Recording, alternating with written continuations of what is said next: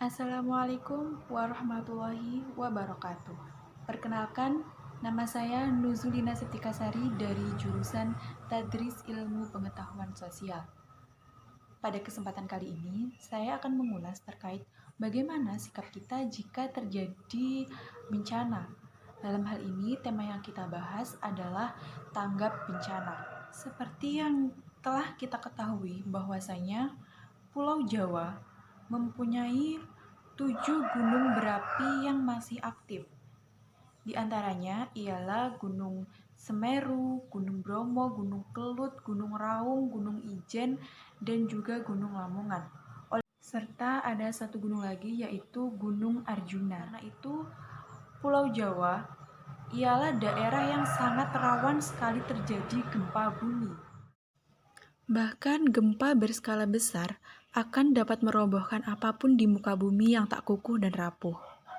Fenomena ini bukan hanya meruntuhkan bangunan, melainkan juga membuat tanah longsor, merekah, hingga ambles. Di luar itu, gempa di pesisir juga dapat berpotensi menimbulkan tsunami. Itulah serangkaian ancaman bagi penduduk di daerah rawan gempa. Selain itu, dampak lain yang terjadi setelah fenomena gempa besar ialah adanya ancaman penyakit, kelangkaan sumber daya pangan, serta trauma kejiwaan korban yang kehilangan harta dan keluarganya. Oleh karena itu, upaya tanggap bencana yang dapat kita lakukan untuk meminimalisir jatuhnya banyak korban jiwa dan untuk meminimalisir cedera pada diri kita, maka upaya pertama yang dapat kita lakukan yaitu jika kita berada di dalam suatu ruangan, maka usahakan kita berlindung di tempat yang aman seperti di bawah meja, dan usahakan menghindari kaca, cermin, dan barang-barang yang menggantung. Dan apabila kita berada di suatu ruangan seperti di apartemen atau di kantor, maka usahakan kita turun jangan melalui lift, tapi gunakanlah tangga darurat.